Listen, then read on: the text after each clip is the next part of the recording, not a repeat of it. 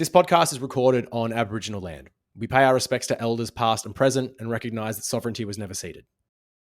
As part of the global F-35 supply chain, we contribute components and parts that are non-lethal in nature. Thank you, Minister. The time for answering. Ladies and gentlemen, here it is, the most listened to radio show on the planet. Even the other stations are tuned in too. Welcome back to the Radical Online Leftist Pipe-like podcast.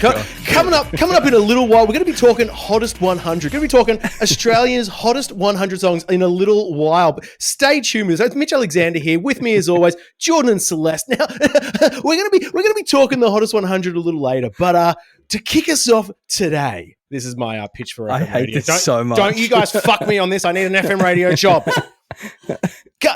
Chatting now, though, let's talk about how our foreign minister is some sort of satanic, horrible devil that ruins everything and makes us feel bad about ourselves. Look, I'm just trying to – we were talking before we were going to start about, like, what order do we want to talk about, all the horrible, evil stuff Penny Wong is doing, and then the hottest 100 Australian songs of all time that just happened that we want to talk about. We decided to put that last because it's light and it's happy and it's brevity. So I was just trying to inject a little bit more positivity up top right before we jump into just this quagmire of evil black tar shit that we have to talk about now with just all things Penny Wong.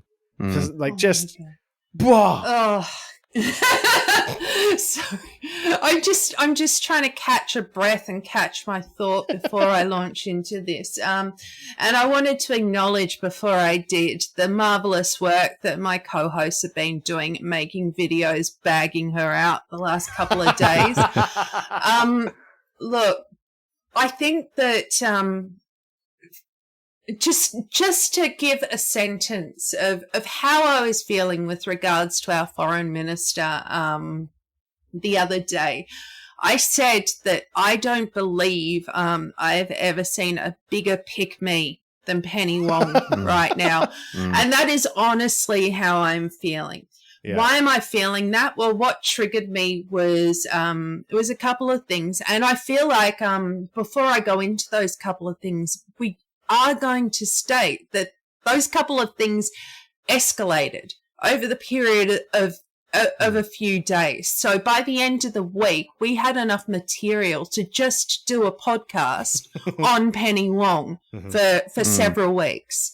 But what ticked me off and why I was saying that she was a massive pick-me was initially that obviously with the opening of the new parliament and the sitting, Marine Faruqi did a protest highlighting the genocide, highlighting the starving children, the blocking of aid and everything else in parliament. And she faced a censure motion due to taking a protest action in the Senate. What's the official term for that? It's action unbecoming of a senator in the House or something, some shit like that, some British bloody posh sentence shit like that. And so there was a censure motion, and when I was watching her responding to it, she also got pulled up and had to withdraw her comments because she pointed out that this sort of crap only seems to happen to brown and black women on the floor when they decide to kick up a bit of a fuss over something that's actually fucking important. And that the government's been failing on, as we spent a lot of time last week saying, or at least I did and got you to agree with me. But, you know, the government action has effectively been to write condemn and deplore letters or to co-sign condemn and deplore letters. And then I believe that Albo today decided that he was going to look rather cross in the general direction of Netanyahu. He did. So, you know, it's just sort of when Marine Faruqi dared to point out the inequities and how statements from different people in the chamber are treated, she got forced to withdraw that comment. But the fact that she faced a censure motion for making a statement about Palestine, thus hopefully setting up what should have been some action for this new parliament to take on in their first sitting was simply astounding to me, particularly because those One Nation fucking knuckle-dragging, cousin-marrying dickheads decided that they would enter the chamber specifically so they could turn their back on the welcome to country. And not just that, and Benny Clark, Indigenous muso, photographer, all-around fucking legend, did a video on this. But not only that, Hanson went and appeared on the media talking about how Aboriginal people have never made her feel welcome as a person who lives in this country before, and pointed out in that video that she has literally just described what a welcome to country actually is in that statement. Where have I ever heard from any Aboriginal leader to say that we are part of this nation, that they welcome us to join this land with them? You never do. Astounding stupidity. Astounding stupidity. They didn't even have to attend the chamber. So they've made an actual active choice to attend the chamber. Actually, right. I didn't know that bit. I thought it was Lydia Thorpe wasn't in the chamber either, I believe, at the same time. Like, not all politicians who are in the Senate were in the chamber at the time of the welcome.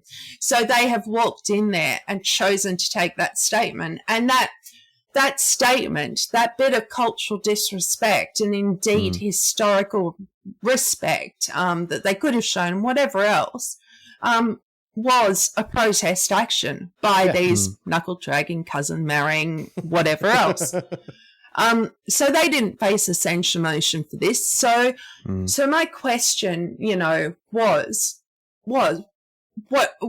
when is when is Wong going to stop appealing to the masters? Like, she's doing. Audre Lorde would have had serious words with the bitch right now.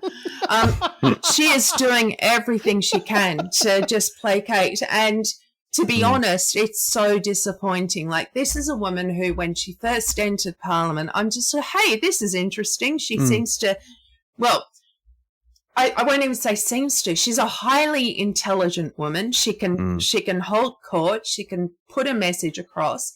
Yet perhaps the writing was on the wall all the way back when she decided that she was going to hold the party line with regards to marriage equality. And then fast forward a few years when Fatima Payman decided to cross the floor, she held up her holding the party line as something that was to be proud of back then. When, you ask any of the rest of us, she should have been crossing the fucking floor. Marriage equality, it wasn't a big ask, but apparently it was such a big ask and her career was too important that there she stayed, and she was proud of the fact she stayed. And now she's proud of the fact that she's squashing brown and black women's protest. And then, not even a day or two later, we've got these magnificent statements with regards to Australian manufacturing and and export, which maybe I'll hand over to you two to have a massive gripe on, because seriously, like, I feel like I need a break. I'm just going to sit here and talk about, like, I'll leave the rest of this till after years have gone with this bit. But, I reckon. Well, let's before we do that though, let's just go back to the vitriol, like that they're reserving for people like Maureen Faruqi to challenges from their left.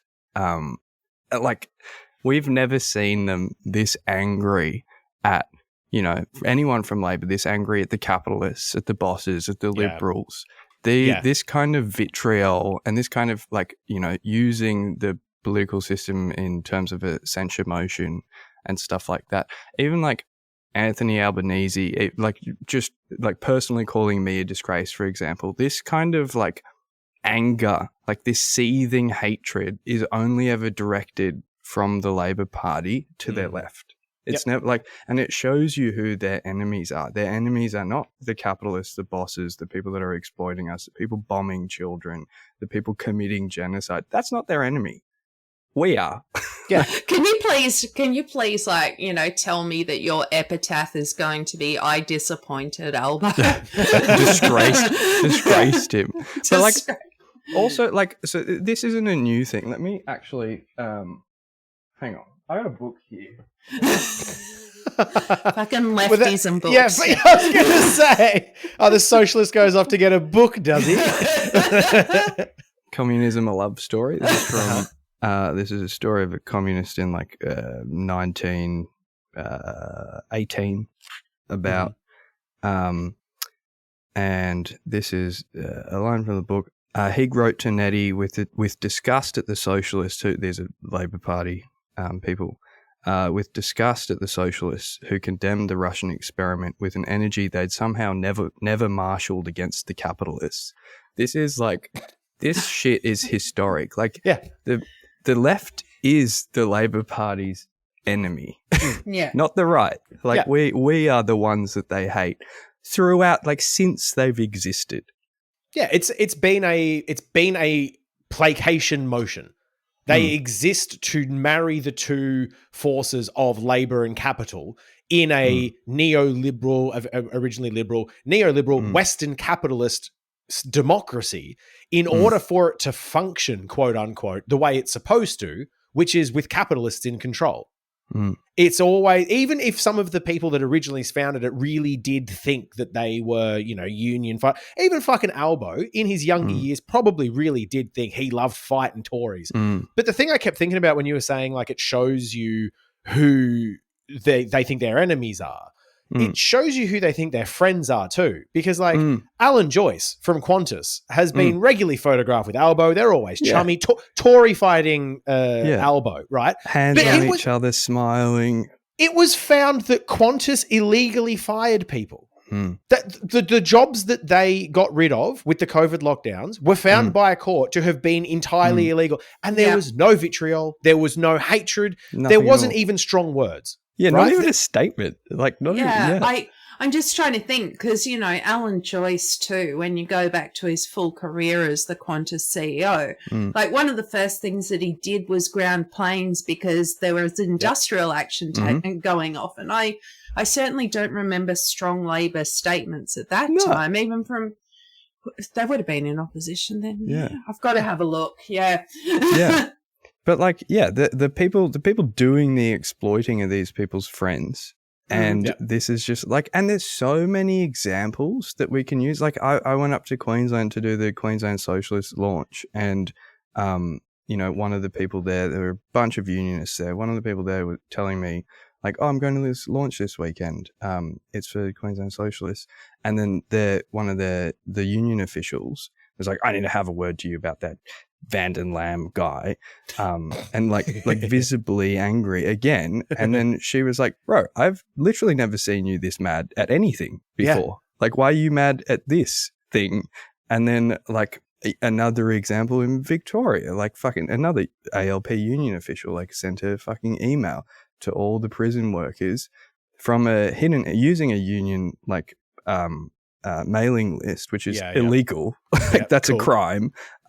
Because it was about an election, with made a new email called Isaacs for Trotsky, like a death threat in the fucking email name about, you know, me and Giselle. Just saying how, you know, we're evil and blah, blah, blah, blah, blah. They've never tried to, the CPSU has never tried to do like literally something illegal, like unprotected industrial action against the actual enemy. It's just us. They've never gone on strike without it going through the proper channels first to just sort of demand their rights. Yeah, I mean, I wonder how much of it is. I think this is true for some people, but not all of them. I think people like Albo and Penny Wong, we'll bring it back there soon, and like the higher ups are just filthy fucking like evil capitalists. And that's like two separate ideas. Evil and capitalist. Capitalists obviously evil, but I mean like they're horrible people. You don't get to the top of this of a major political party in this country without being a backstabbing cunt. You're just a terrible person, right? But I wonder how much of it is and I say this sort of seeing like where the Greens are at too, of like young idealists getting in with the Labor Party and seeing people to their left and being like, no, we're the left and we're the only ones that get it through, and stop saying we can just do things. I'm like getting that like frustrated tears in their eyes. Like, stop it. We Stop can't making just us do look bad. Yeah. Yeah. And I think it is this, like, when you buy into a political party for so long and then some young upstarts come along and be like, how about we just tax fossil fuel companies? Or how about we just let like workers fucking have their rights? And they've spent so much time, both their career and in their personality, building up reasons why they can't as fundamental to both who they are and what they do. And it's just got to frustrate them. It really must shit them up the wall to see people doing what they always told themselves they wanted to do.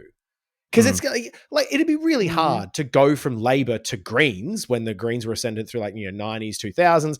Even harder now to go from, like Labor to Vic Socialist if you were stridently Labor the whole time. Like, and I think some of it might be a personality thing where they're just like, it's just such a frustration looking at you like, fucking stop it. Shut up, man. You need to be, you need to toe the party line. Pragmatic. Yeah, exactly. You need to be sensible in the center, and then maybe things can work out in your favor if global capitalist interests allow it. Imagine waking up. Imagine that being your motivating force every time you wake up. Maybe in 20 years' time, it'll be profitable to be for this thing that in my heart I know to be true. Cool, great. I love the fact that you just said the word pragmatic, because I've used that so many times on this podcast, and clearly my definition has nothing to do with their logic that's going on at this point, because mine is all about, yes, we want the revolution, but here's the systems as they stand, and you got to fight within it. And I don't think that we can argue that contemporary Labor is fighting within the systems. They're going somewhere else. They're, appealing to their lobby groups. They're trying to keep their international allies happy. Like, they're back pocket sort of politics going on. Yeah. Yeah, pragmatic to them means, can rich people still profit if we do this? That's literally what it means to them. I did just have a thought as well, just to tie it back to Wong and Hansen and what we were talking about too. The sort of like, not weakness, I'm trying to think of the right word for it, but like what Marine Faruqi did really wasn't that big of a fucking deal. No. Held up a sign. Held up a fucking sign. Pointing out the obvious, going, hey, you should fucking do something. Yeah, right? the same thing that Albanese swear. would have done when he was in like university. The exact same fucking thing. But so arguably what Hansen did in like her and the One Nation Stooges turning their back on a welcome to country, I feel like there is a connection there. Obviously, like it's a quite literal one at a state level, but I just feel like there is some sort of untangling that the Labor Party need to do between like how they treat Hansen now and their history of having Mark Latham in the party. And like, because what's recently come out as well is that there's a picture of Latham hanging up in the Labor something in caucus room or whatever, and they're not going to take it down. It's been this whole thing. They're not taking the picture of him down, but they're going to have a little plaque, and it's going to say that he was pretty bad. And that's just the most quintessentially Labor thing to do. Not please anyone, not take a stand, and try to split everything in down the middle. Yeah. And it just like that's. I think those things are of a piece. You know what I mean? You don't censor Hansen for what she did. You don't take a strong stance on that, probably because of some poll focus group about the voice and ramifications there. Oh, it's a tricky subject, and we can't do that. And also we can't take down the picture of Mark Latham because he's a fucking piece of shit. So is she. Take the easy moral stance. This isn't difficult.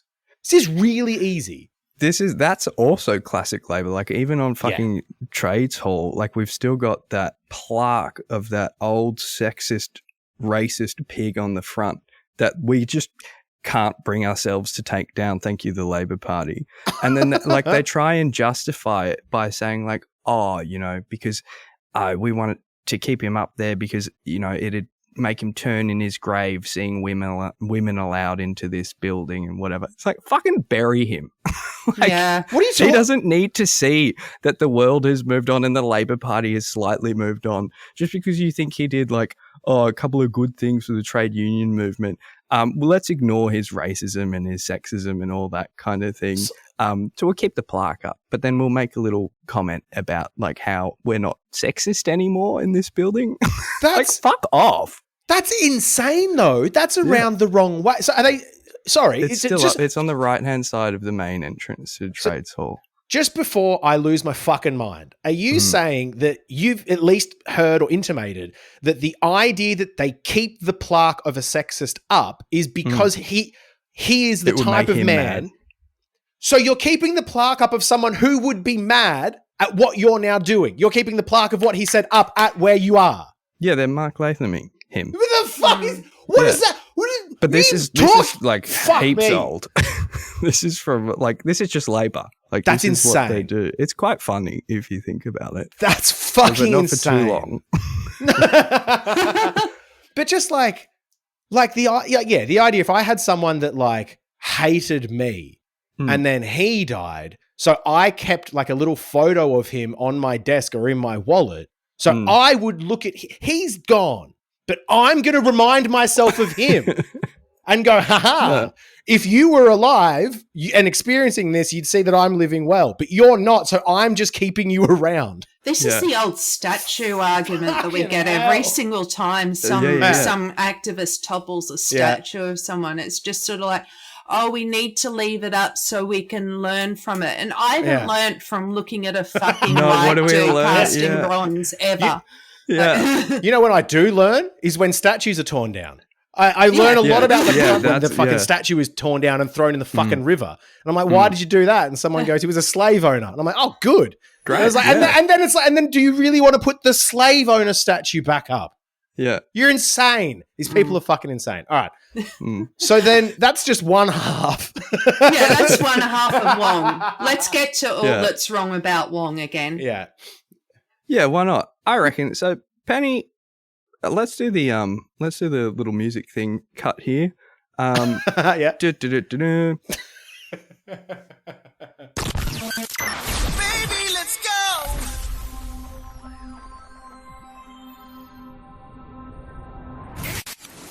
And then I'll do a little intro. Penny recently was asked by, I don't know, who was it? Was it David Shoebridge? I think it was Shoebridge, yeah.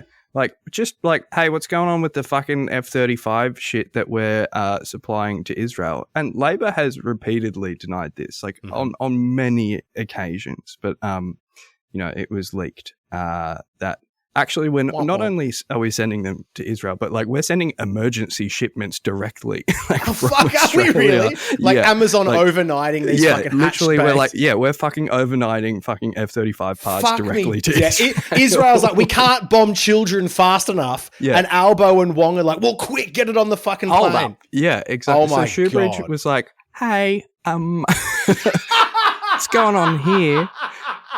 And then is that what he he's a lot more he's not that much more charismatic. He is charismatic, but like you know what I mean.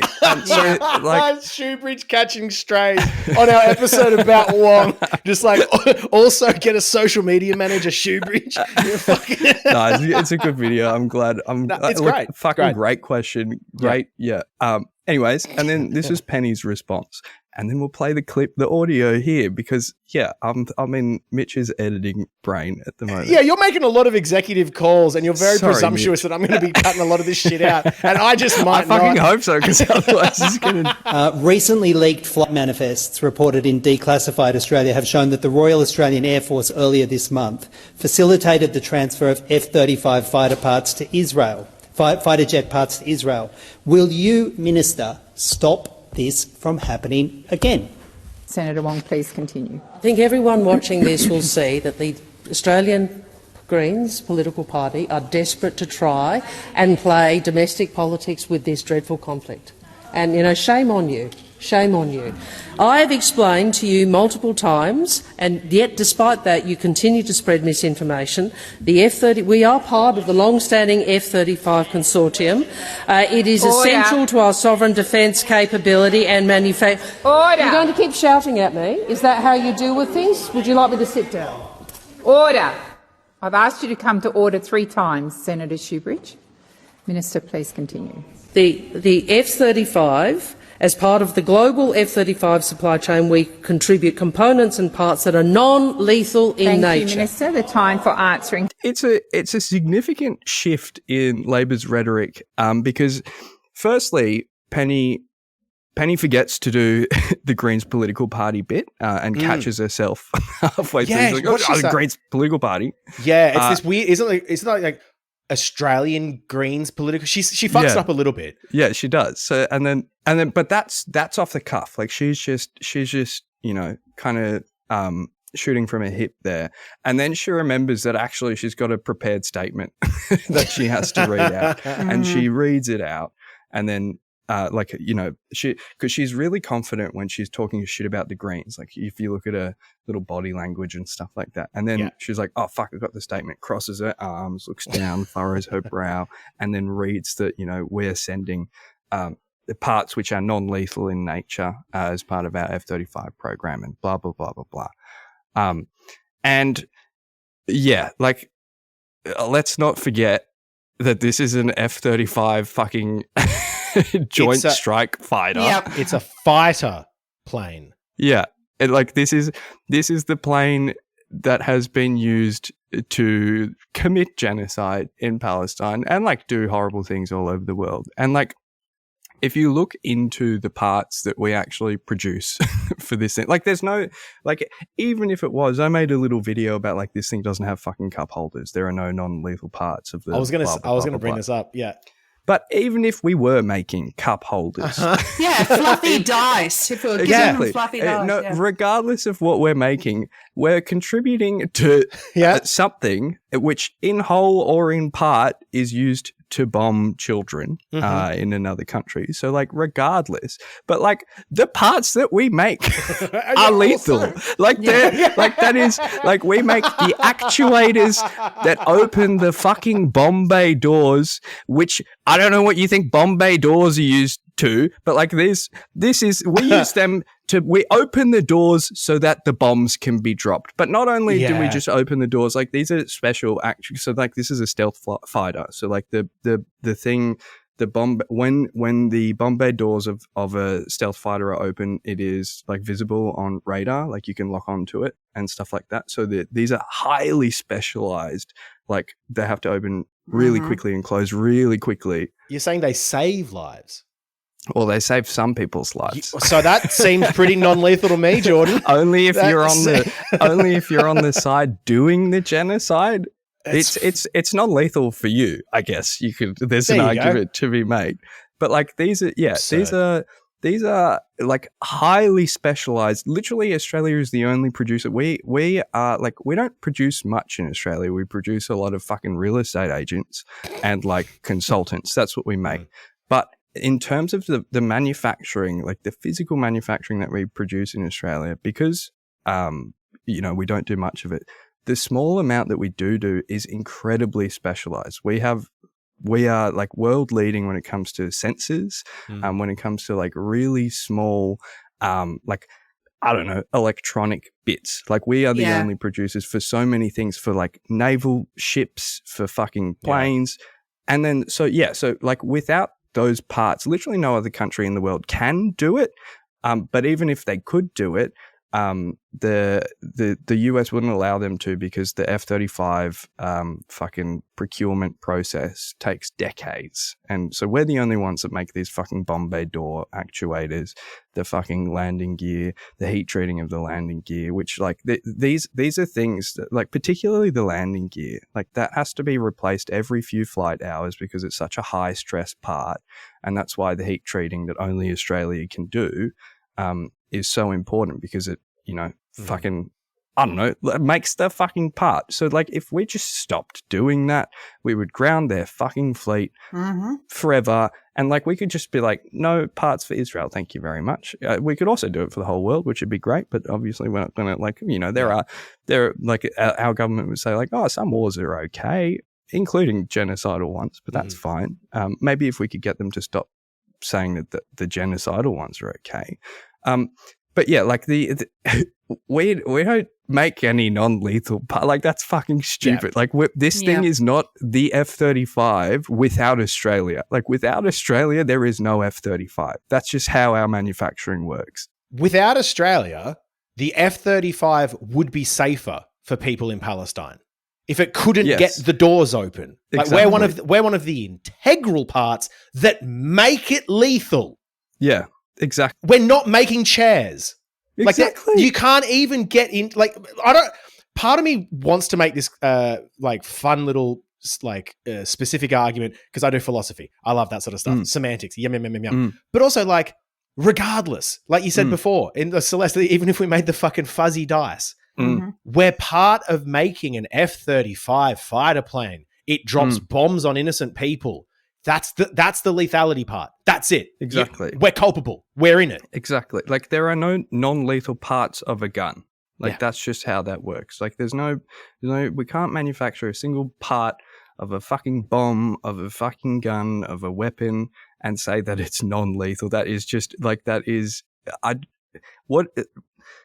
struggle to think what they think of us when they're saying those things. Yeah, it's actually just occurred to me as we're talking about this that we could just not send these things and wouldn't even have to install any sanctions from our end. No, we could literally just say, we're shutting down trade. If the government wants to be that cowardly that they're not going to approach sanctions in Israel, they could just stop doing this particular bit of importation and it would have an immediate impact. Like, they could just at, whichever level they'd need to, obviously if it's state, you can put pressure on it, but just say, we really need to do some inspections. Yeah. Well, it's that's not they do that shit all the time in foreign policy where you just, you make it an internal thing. We can't really help it, but here's the pressure that we're putting on. They could do anything. Oh, workplace health and safety. But that is really at the core of it. Like, they wouldn't even have to publicly do a sanction or anything. Everything that we send out requires like an export license, and we use like the DFAT does. They're called like dual purpose export licenses because I don't know, they like a fucking Bombay door of a like a release mechanism has a dual purpose. Like, what the fuck is its other purpose? Closing. But they could just revoke a license for an Australian manufacturer to export something. Like, that's it. They wouldn't even have to, and that's just literally the foreign minister just signing a piece of paper. Yeah, takes 2 seconds. You don't even have to be like, we're sanctioning Israel. If you want to be like so pro fucking Israel, you could just revoke a license at the drop of a fucking hat, and they just won't even do that. Which like, there's international law that is not being followed by us not doing this. This is the other thing that we are sort of like. If you only looked at our fucking media, you would have no idea that this is the case. But like, Netanyahu needs to be arrested, right? Yes. There was an ongoing investigation into genocide by Israel. He's got a warrant out against him from the ICC. I've seen that bit of paper when I was in The Hague. Yeah. So it like, if we had a foreign minister that wanted to do just the bare minimum of their job in upholding the bare minimum of the rules-based order of the Western world that we've been told for decades is how we all work morally, they would do that. Yeah. And it just...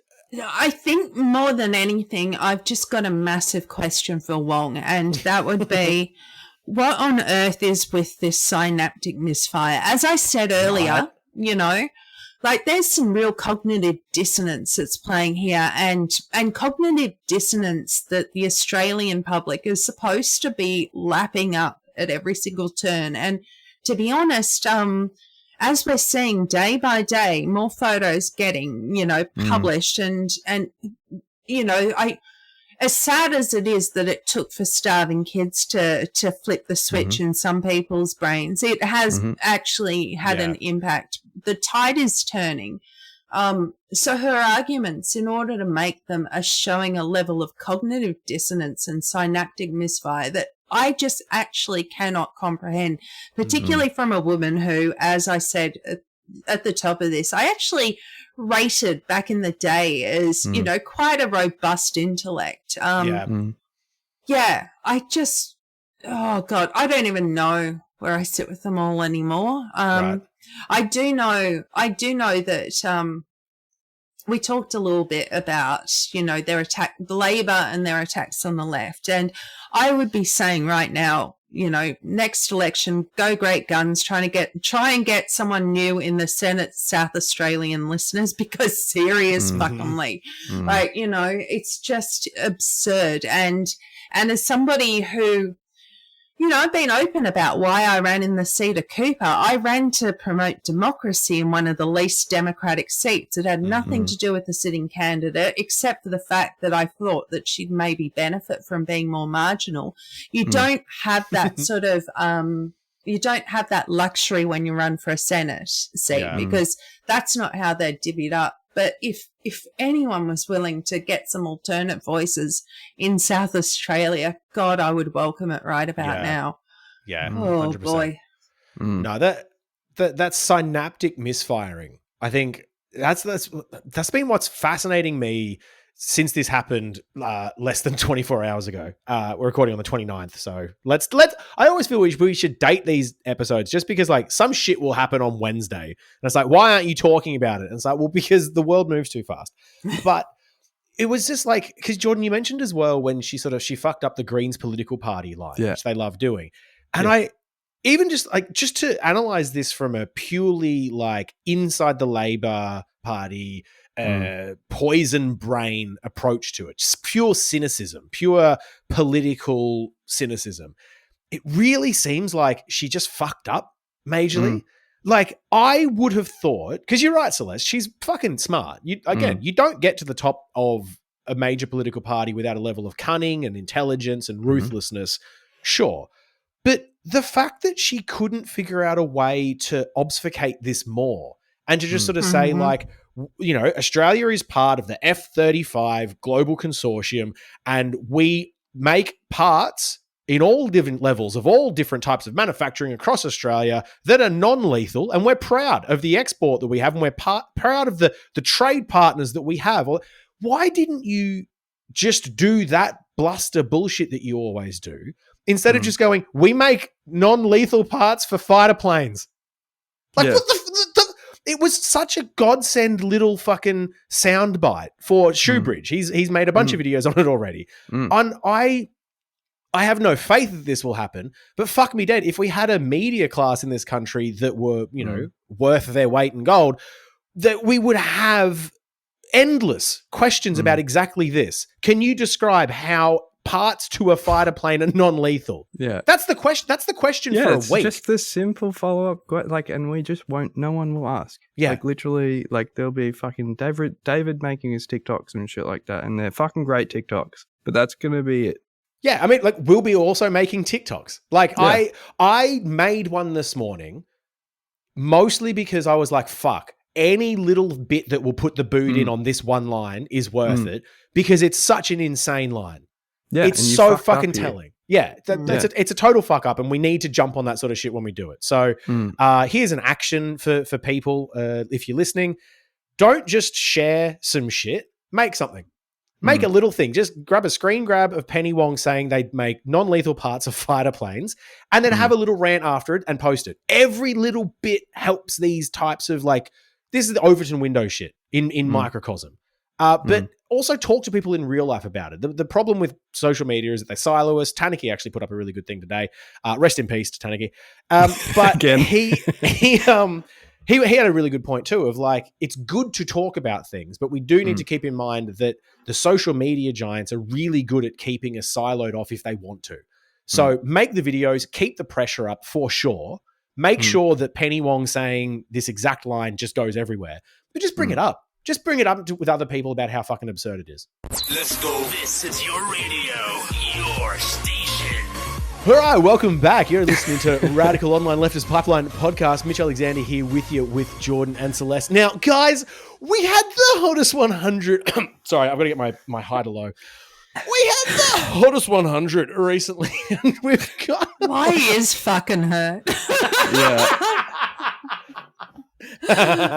It's pretty good. I will say it's pretty good. It's convincing. Hey, thanks, Jordan. I should hope so. I've been doing FM radio now for about 8 years, and no, all credit to Triple and Double J. They've never given me notes on how to say anything, just what to sort of say, which has been nice. But so that I'm going to declare my conflict of interest there up top. If you didn't know, like I host radio intermittently on Triple J and Double J, so I'm invested in this shit. But given that we're all over the stated age demographic of Triple J, we've all got some hot takes on Triple J. What is the actual, like, is there an actual stated demographic? It's youth, broadly usually thought of by everyone outside of ABC, Triple J, whatever, 18 to 25. But the youth market is such an intangible thing regardless that I don't think there's no point trying to hit demographic lines like that.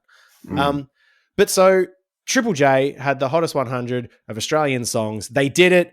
The Mad Men did it. They made everyone vote on what would be the hottest, what's the best Australian song of all time. And this countdown, as someone said in my DMs at the time, was so Triple M coded. It was insane. God. It was fucking the one that really got me. Fucking number 9, How to Make Gravy, Paul Kelly. Number 8, K-San, Cold Chisel. Number 7, Flame Trees, Cold Chisel. All right, My Happiness, Powderfinger. Don't Dream It's Overcrowded House. Like, so it's raised a bunch of sort of questions by, I think everyone in every sort of spot is now talking about, like, what genre of music should we be into? Haha, we told you that the Triple J listeners are all older now. They like old music, blah, blah, blah. And I feel like, I don't know, I've got a bunch of different sort of conflicting views and ideas about what to make of it all. But one interesting thing that I wanted to ask you guys as well, and Jordan is our resident youngin', by like, 5 years.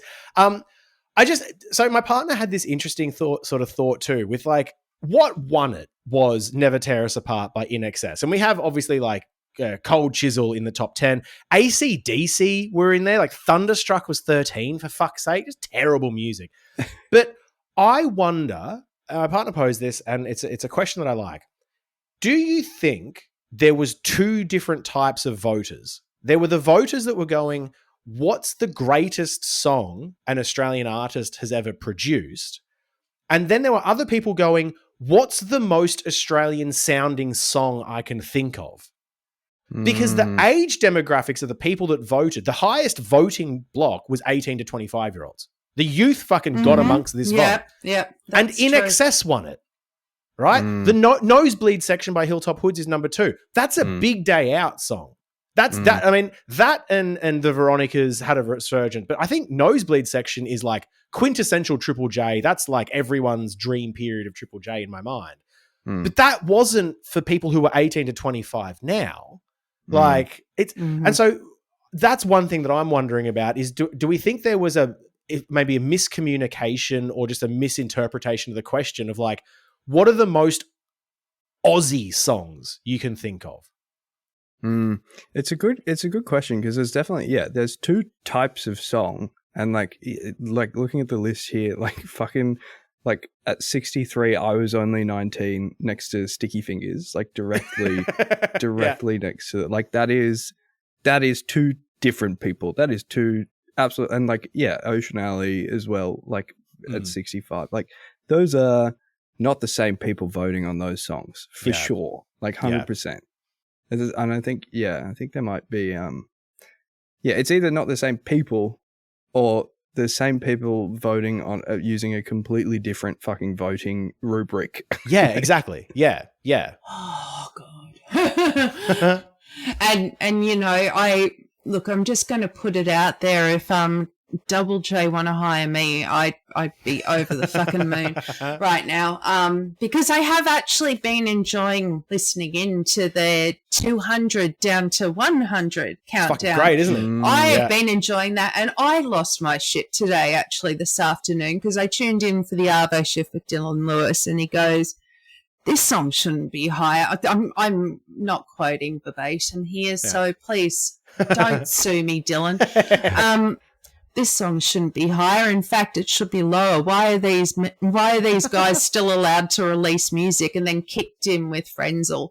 Like that was awesome. That was awesome. I just that shit made my afternoon while I was doing the emails and all of that sort of stuff. But I have been enjoying the 200 to 100, and I think that, I don't know, I think my spin is maybe a little bit more positive, but it still makes me cringe as to what happened.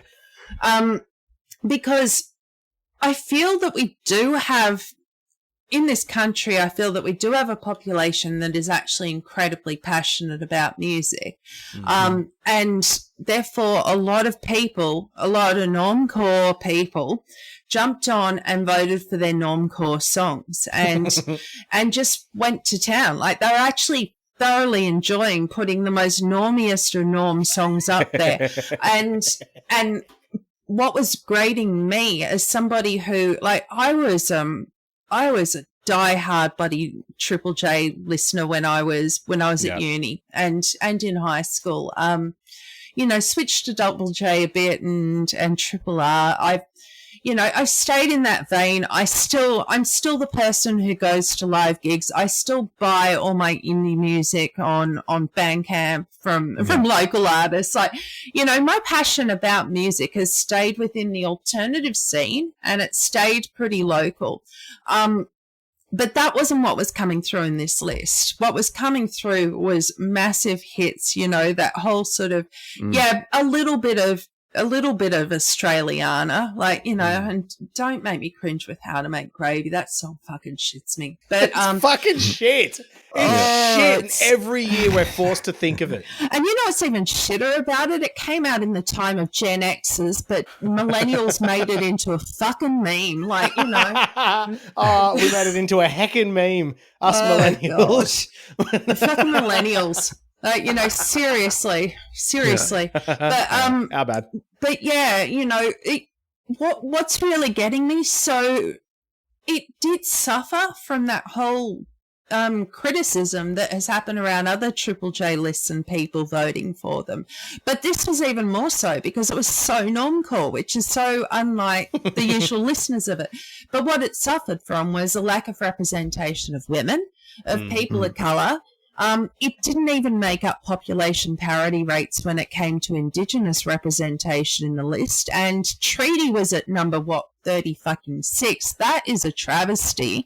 Like, that is one of the most important songs to drop about an Indigenous political issue ever. And it's at 36. It even got a bloody disco remake so white people could dance along to it a bit easier. It's just kind of, yeah. I was saying it, Michael Hutchence, extraordinarily talented dude, incredible singer, but him being number one was exactly like you said, Mitch. This was a Triple M number one. Triple M were doing this list. This was cut straight from their usual playlist. We weren't seeing Triple J playlists represented in this, which is the listenership. 100%. I feel like people jumped in to have their 2 cents worth. Yeah, I found what was interesting in that the list of hottest 100 Australian songs of all time on Triple J was overrepresented by songs still just being played on Triple M and Smooth normally. Like, they're still playing Scar. They're still playing Powderfinger, right? Like, it's not like this was everyone taking the opportunity to make a historical vote. It's just everyone who was still on radio just kind of went, oh, fuck yeah, I'll have a fucking Triple J vote as well. Like, I feel like as well. Did you have something, Celeste? No, you just remind me because you brought up Powderfinger, and I really bored someone out of their skull the other day. My poor long-suffering partner, actually, I bored them out of their skull because I was busy explaining why the Powderfinger songs weren't my Powderfinger songs because they're from the albums after Internationalist and Double Allergic. When precisely, yeah, when they were good before they got picked up for big sort of syndication across like Austereo and all of that. Like, you know, they were being, this is the thing, they were being played hardcore on Triple J, and then they gained popularity and there was a jump that happened. And as you said, they're still being played right now. So the songs by Powderfinger that were in this list weren't actually representative of Triple J listenership Powderfinger necessarily. Mm-hmm. Does that make sense? Yes. Yeah. 100%. Yeah. I feel like, so Tim Shiel, who used to be a Double J host, had this sort of like fun idea of like, what this list seems to indicate is that maybe it would have been a good idea to put what's now Double J on FM radio, because they're currently internet only, and make Triple J, the youth station, fully online, because that's where the kids are anyway. But this one bigger thing I've been sort of wrestling with is more this idea that because of, it's a theme on this podcast, but the forces of capitalism, we don't have this national identity and monoculture anymore. Like, I'm not surprised that there were no songs from the past 5 years really on this list at all. Of course not, because those songs haven't yet stood the test of time. Do this list in, 15 years' time, and what should happen is we reevaluate our relationship with music over time, and we see the ones that had cut through at the moment and then had a long tail or had a resurgence, like somebody I used to know. And we go, okay, it means something different to us now. Same with Veronica's, actually. It means something different to us now, but we've got this sort of a long-term relationship with a song. Cool. But I don't think we'll even have that anymore, because the days of having radio stations set culture, the days of having us all choose one of 4 places to listen to music live are obviously fucking long gone. And what this list signifies to me is the stasis that so many people are in when it comes to the Australian cultural identity. Oh my God, yes. That's a good point. We have not been able to move on from Walking on a Dream by Empire of the Sun. Anywhere Torn, Natalie Imbruglia. Which is a cover from another country. Working Class Man, Jimmy Barnes, like anywhere you go, Chemical Heart by Grinspoon. All of these were in the era where Triple J would find a cool new artist, they would play them and break them, we'd all lose our shit, we'd see them at Big Day Out, and we'd all see them, and the show at Big Day Out would make them as well. And so I don't know. I think in some ways this countdown was bad for Triple J to do instead of Double J, because it's just highlighted what Triple J, people that will engage with Triple J however they can engage with them, like the old shit.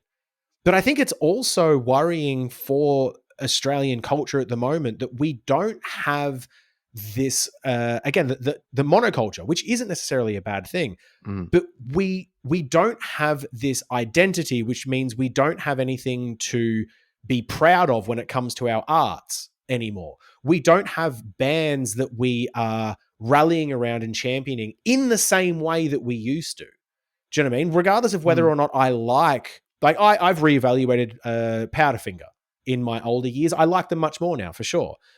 But I will not have songs to reevaluate in 10 years' time from the current decade.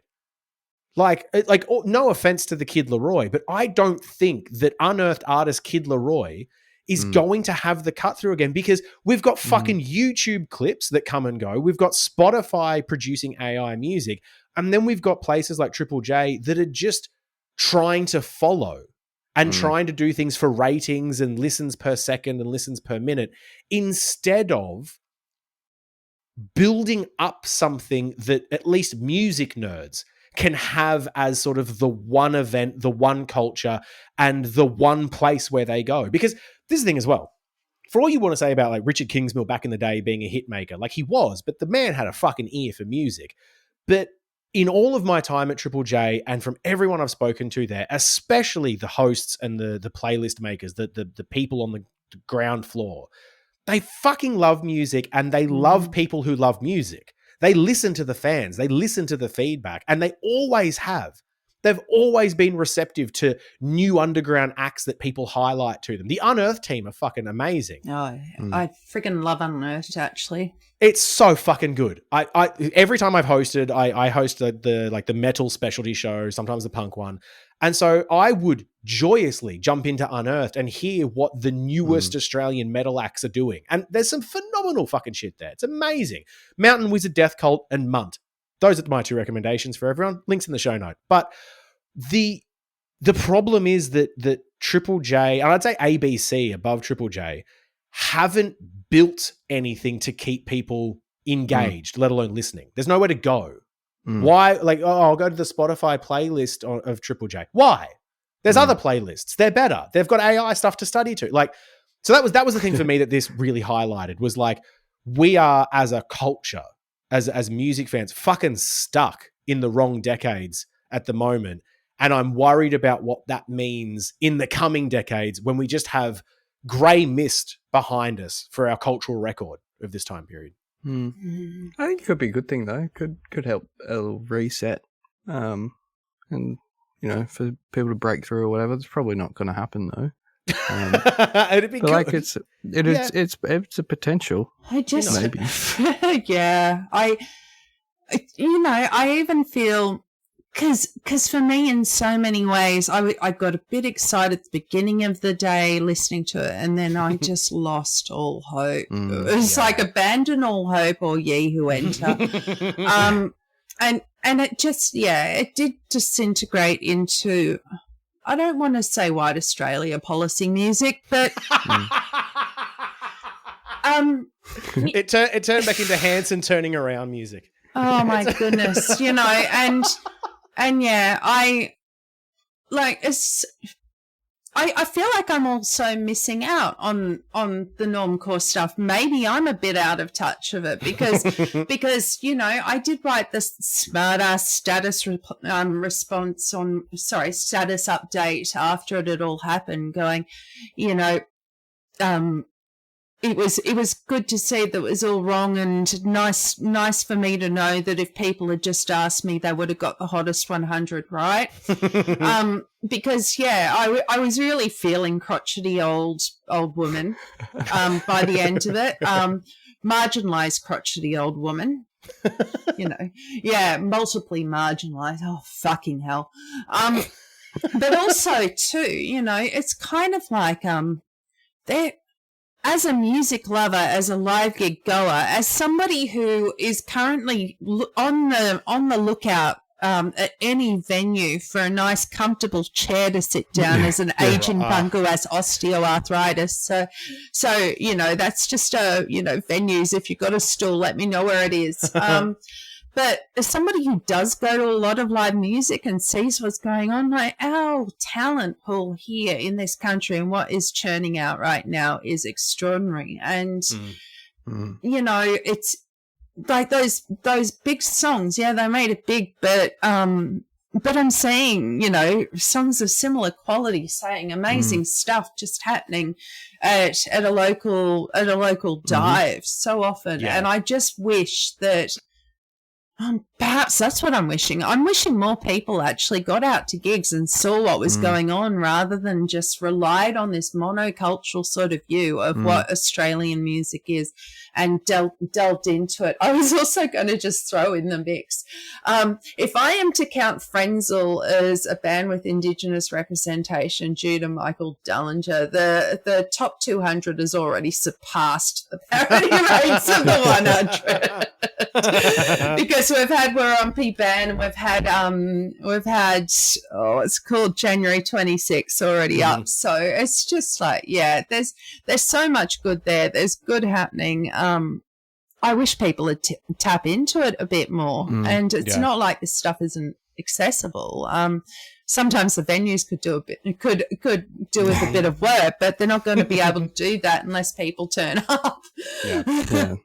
I think, Celeste, you described yourself like as a music fan kind of twice just then, like little parts about you, and I'm still kind of mad that you haven't mentioned the fact that you walk around with like a fucking iPhone shuffle, an iPod shuffle with it connected to a pair of headphones that are like at least Wired. 28 times bigger than the fucking like those iPod. fucking things, Yeah, like you should have led with that. Like not the actually the Bandcamp stuff is good because I guess where you're going to download the things to put on the iPod. Yeah. Does iTunes still exist? Yeah. Yeah. You can still And- download. Holy shit.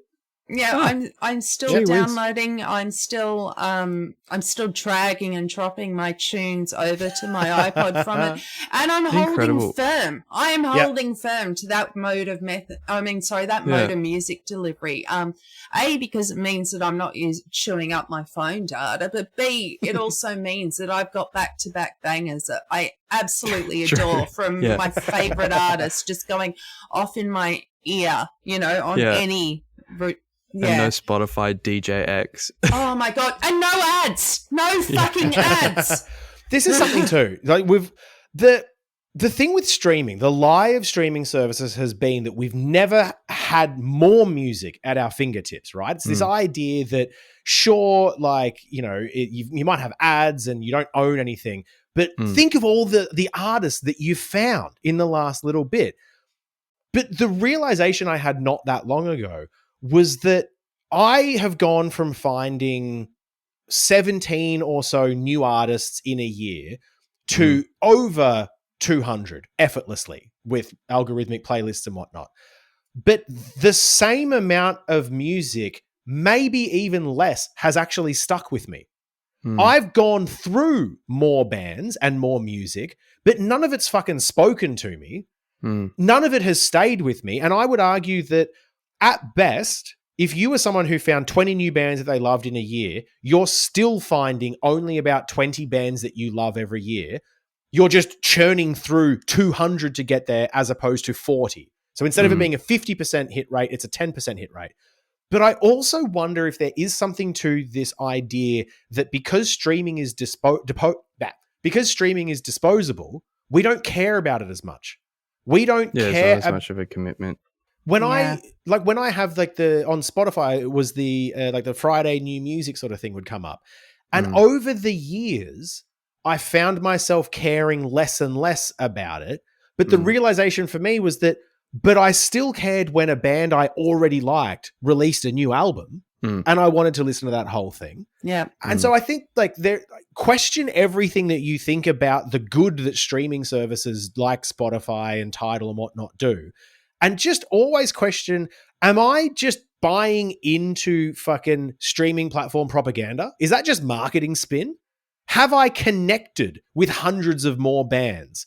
Do I do I carve out space in my week to listen to an album deliberately where the only thing I fucking do is listen to that album? Like, no. I think when you commodify things, it's not just an on-off. You can change the type of commodity that it is and the relationship with it and the fetish that it is and your relationship to the fetish that is taking place. And that to me was something that really sort of got me back to, Bandcamp and looking for an iPod shuffle that Celeste has. We were at dinner however long ago and me, Jordan and Tom were like, the fuck is that? Holy shit, with this iPod shuffle still wired to headphones. Fucking jealous as all hell. Like, we should hold firm. We should return. I would recommend going back to having a little bit of friction when you have to find music because you will listen to shit you enjoy again. And it sounds different. It sounds, even when you stream that same shit, I think like there's a qualia to it that is just different when it took you a bit of fucking effort to get that cunting MP3 across and the thing froze and it didn't work, or you accidentally loaded it on twice. So now your relationship with your little device is you have to skip that song every time you hear it because you know there's one straight after it. So like there's little bits like that matter, I feel. Don't give in to temptation. That's always my...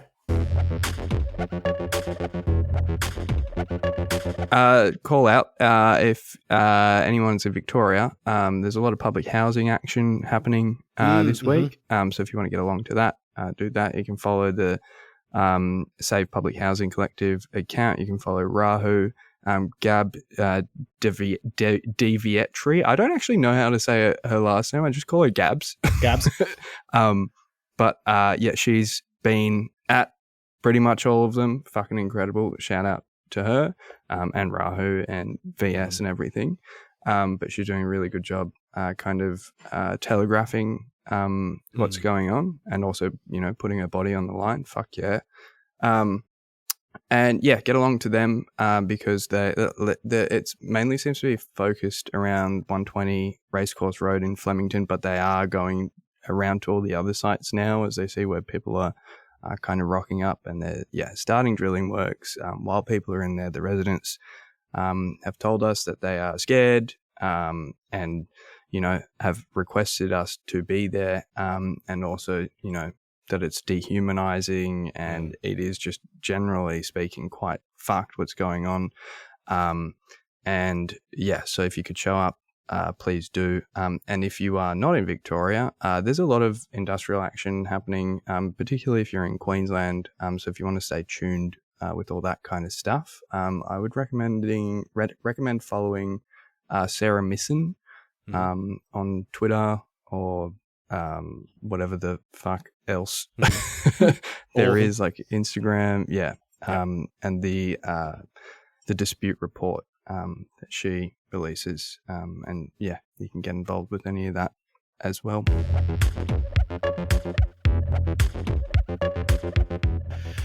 All right, if you want to shoot us an email and let us know who should have been higher in the hottest 100 of Australian songs, alpdotgov@proton.me.